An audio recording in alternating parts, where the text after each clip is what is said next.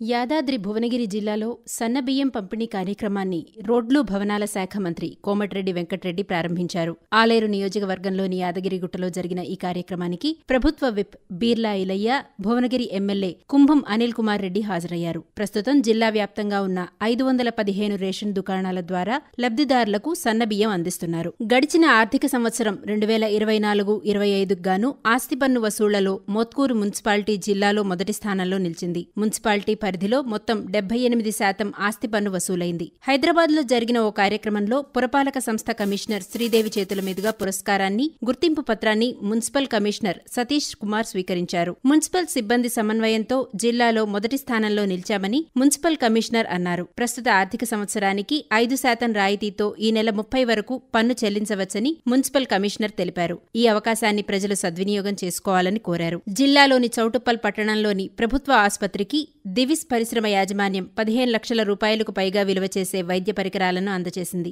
ఆసుపత్రిలో ఏర్పాటు చేసిన కార్యక్రమంలో డీసీహెచ్ఎస్ చిన్నానాయక్ కు దివిస్ ప్రతినిధులు ఈ పరికరాలను అందజేశారు. ఈ సందర్భంగా చిన్నానాయక్ మాట్లాడుతూ, పేదలకు మెరుగైన వైద్య సేవలు అందించేందుకు ఈ ఉపకరణాలు దోహదపడతాయన్నారు. ఇతర పరిశ్రమల యాజమాన్యాలు సైతం తమ సీఎస్ఆర్ నిధులను అందించి ప్రజలకు తోడ్పాటును అందించాలని కోరారు. పెండింగ్లో ఉన్న వేతనాలు చెల్లించాలని కోరుతూ జిల్లాలోని బీబీనగర్ ఎయిమ్స్ సెక్యూరిటీ గార్డులు ధర్నాకు దిగారు.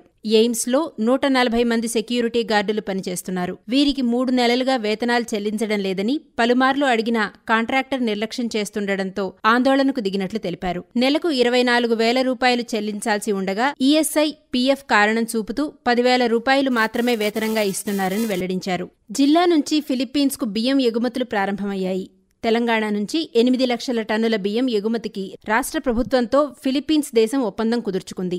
దీనిలో భాగంగా జిల్లాలోని 4 మిల్లుల నుంచి 1,570 మెట్రిక్ టన్నుల బియ్యం ఎగుమతి చేయాల్సి ఉంది. తొలి విడతలో 570 మెట్రిక్ టన్నుల బియ్యాన్ని ఆంధ్రప్రదేశ్లోని కాకినాడ పోర్టుకు లారీల ద్వారా చేరవేశారు. మిగతా 1000 మెట్రిక్ టన్నుల బియ్యాన్ని త్వరలో ఎగుమతి చేయనున్నారు. కాగా జిల్లాలోని మిల్లుల్లో మర ఆడించిన బియ్యంలో చాకీ ఎక్కువ ఉందని 2 నెలల క్రితం ఫిలిప్పీన్స్ అధికారులు తిరస్కరించారు. దీంతో వారిని జిల్లాకు ఆహ్వానించి బియ్యం నాణ్యతను పౌర సరఫరా శాఖ అధికారులు చూపించడంతో ఎగుమతులకు అంగీకరించారు. తల్లిదండ్రుల సంరక్షణ, పోషణ బాధ్యత బిడ్డలదేనని సీనియర్ సిటిజన్ తల్లిదండ్రుల సంరక్షణ, పోషణ ట్రిబ్యునల్ చైర్మన్ వెల్మ శేఖర్ రెడ్డి పేర్కొన్నారు.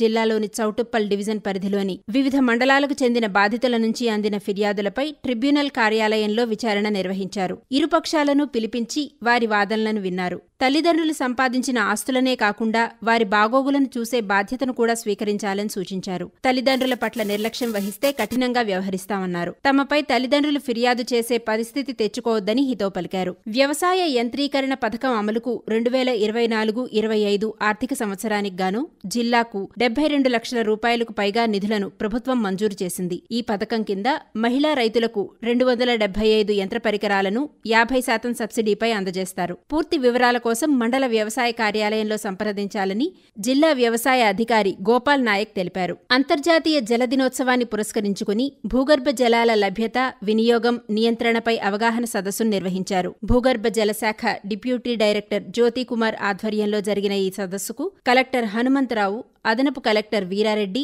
ఆర్డీఓలు, తహసీల్దార్లు, వివిధ శాఖల అధికారులు, స్వచ్ఛంద సంస్థల ప్రతినిధులు హాజరయ్యారు. Konda Laxman Bapuji Indian institute of handloom టెక్నాలజీలో డిప్లొమా కోర్సుల్లో ప్రవేశాల కోసం దరఖాస్తులు స్వీకరిస్తున్నామని జిల్లా చేనేత, జౌళి శాఖ సహాయ సంచాలకులు శ్రీనివాసరావు తెలిపారు. 3 ఏళ్ల కాల వ్యవధి ఉన్న కోర్సులో చేరేందుకు ఆసక్తిగల అభ్యర్థులు దరఖాస్తు చేసుకోవాలని, వివరాల కోసం చేనేత, జౌళి శాఖ జిల్లా కార్యాలయంలో సంప్రదించాలని సూచించారు. షెడ్యూల్ కులాలకు చెందిన విద్యార్థులు విదేశాల్లో ఉన్నత విద్యను అభ్యసించేందుకు ఉద్దేశించిన అంబేద్కర్ ఓవర్సీస్ విద్యానిధి పథకానికి దరఖాస్తులు స్వీకరిస్తున్నారు. ఈ పథకానికి ఎంపికైన వారికి 20 లక్షల రూపాయల ఉపకార వేతనం లభిస్తుంది. కుటుంబ వార్షిక ఆదాయం 5 లక్షల రూపాయలకు మించని, డిగ్రీలో 60% కంటే ఎక్కువ మార్కులు సాధించిన విద్యార్థులు ఈ పథకానికి దరఖాస్తు చేసుకోవడానికి అర్హులని జిల్లా షెడ్యూల్డ్ కులాల అభివృద్ధి ఇన్ఛార్జ్ అధికారి వసంతకుమారి తెలిపారు.